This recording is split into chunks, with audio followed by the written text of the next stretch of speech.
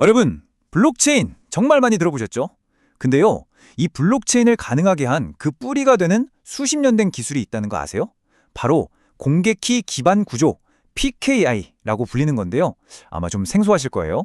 그래서 오늘은 바로 그 숨겨진 역사, 그러니까 이 디지털 세상에 신뢰가 도대체 어떻게 만들어지고 발전해 왔는지 그 이야기를 한번 제대로 파헤쳐 보겠습니다. 자, 한번 간단하게 생각해 보자고요. 우리가 사는 이 온라인 세상은 모든 걸 그냥 복사, 붙여넣기 할 수 있잖아요.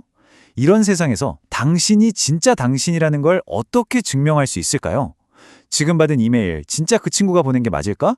이 다음 받은 파일, 누가 중간에 손댄 건 아닐까? 바로 이런 아주 근본적인 질문에서부터 오늘 우리의 이야기는 시작됩니다. 네, 그래서 오늘 이 거대한 질문에 대한 답을 한번 찾아가 볼 텐데요. 우선 디지털 신뢰라는 게 왜 문제가 됐는지부터 시작해서 이걸 해결하려고 나온 첫 번째 주자 PKI를 살펴볼 거고요.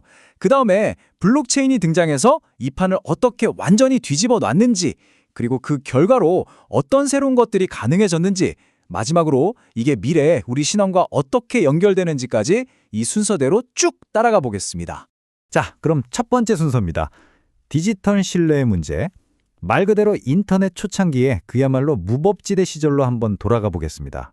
PKI가 나오기 전에 인터넷은요, 정말이지 야생 그 자체였습니다. 이 메시지 누가 보냈지 알 길이 없어요. 이 데이터, 이거 진짜 원본 맞아? 글쎄요, 얼마든지 가짜일 수 있었죠.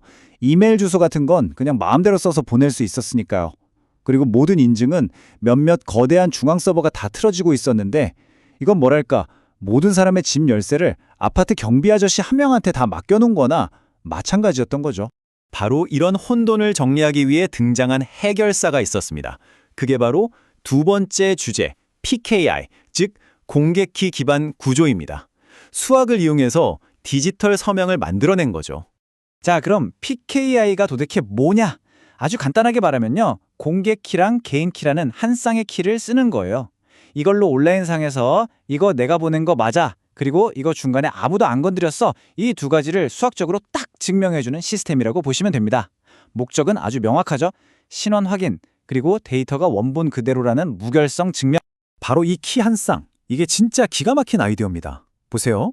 개인 키는 말 그대로 나만 갖고 있는 비밀 열쇠, 나만의 디지털 인감 도장 같은 거예요. 이걸로 문서에 딱 서명을 하죠. 그럼 공개 키는 뭐냐? 이건 모든 사람들한테 나눠줄 수 있는 내 인감 도장이 진짜인지 아닌지 대조해 볼 수 있는 열쇠 같은 겁니다. 사람들이 내 공개 키로 서명을 확인해보고 아, 이거 진짜 그 사람 서명이 맞네 하고 믿을 수 있게 되는 거죠. 정말 대단하지 않나요? 그런데 말이죠. 여기에도 아주 결정적인 한계점이 하나 있었습니다. 내 공개 키가 진짜 내 것이라는 걸 누가 보증해 주냐는 거죠. 결국 누군가는 내 이 공개 키는 아무개 씨 것이 맞습니다 하고 도장을 찍어줘야 했어요. 그 역할을 누가 했냐? 바로 은행, 정부, 아니면 우리가 쓰는 공인인증서 발급해주는 그런 인증기관, CA들이었죠. 결국 또다시 신뢰를 위해서 어떤 중앙기관에 의존해야만 했던 겁니다. 바로 이 지점에서 게임의 판도를 바꾸는 기술이 등장합니다. 그게 바로 블록체인이죠. 블록체인은 PKI의 힘을 모두에게 나눠준 말 그대로 탈중앙화된 도약이었어요. 사실 완전히 새로운 걸 발명했다기보다는 기존 PKI의 아이디어에서 딱 한 가지, 바로 그 중앙기관을 제거해버린 급진적인 진화라고 보는 게 더 정확합니다. 자, 이 표를 보시면 그 차이가 한눈에 들어오실 거예요.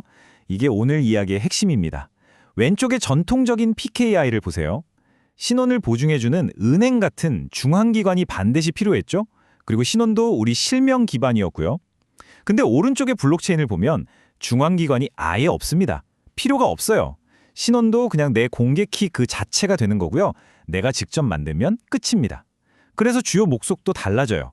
기존에는 어딘가에 접속할 권한을 관리하는 게 목적이었다면 블록체인에서는 디지털 자산의 소유권을 증명하는 게 핵심이 된 거죠. 이걸 한 문장으로 요약하면 바로 이겁니다. 신뢰가 기관에서 수학으로 이동했다. 와, 정말 멋진 말 아닌가요? 더 이상 우리는 어떤 특정 회사나 정부를 믿을 필요가 없어진 거예요. 대신 그냥 투명하게 공개되고 누구나 검증할 수 있는 코드, 바로 그 수학 자체를 신뢰하게 된 겁니다. 이게 블록체인이 가져온 가장 근본적인 변화라고 할 수 있습니다. 자, 그럼 이제 원리는 알았으니 그래서 이걸로 뭘 할 수 있는데? 라는 질문이 당연히 나오겠죠. 이 중재자 없는 PKI가 도대체 어떤 새로운 가능성의 문을 열었는지 한번 들여다보겠습니다. 가장 대표적인 예시가 바로 비트코인 같은 암호화폐 거래죠. 아주 간단해요. 제가 누군가에게 비트코인을 보내는 거래를 하나 만들어요. 그리고 그걸 제 개인 키로 딱 서명을 합니다. 그러면 전 세계에 퍼져 있는 네트워크 참여자들이 제 공개 키를 가지고 이 서명 진짜네 하고 검증을 해주는 거예요. 이 검증이 끝나면 거래는 블록체인에 안전하게 기록되고 그걸로 끝입니다. 정말 깔끔하죠? 자, 그리고 이 과정에서 가장 중요한 숫자가 바로 이겁니다. 0. 이게 무슨 뜻이냐면요. 이 모든 거래 과정에 필요한 은행, 정부, 카드사 같은 중앙관리자가 단 한 명도 단 한 곳도 없다는 뜻입니다. 인류 역사상 처음으로 그 어떤 중개인의 허락도 없이 개인과 개인이 직접 돈이나 자산을 주고받을 수 있게 된 정말 혁명적인 순간인 거죠. 그리고 이 단순하지만 강력한 아이디어 하나가 지금 우리가 아는 모든 암호화폐 생태계를 만든 기초 벽돌이 됐습니다.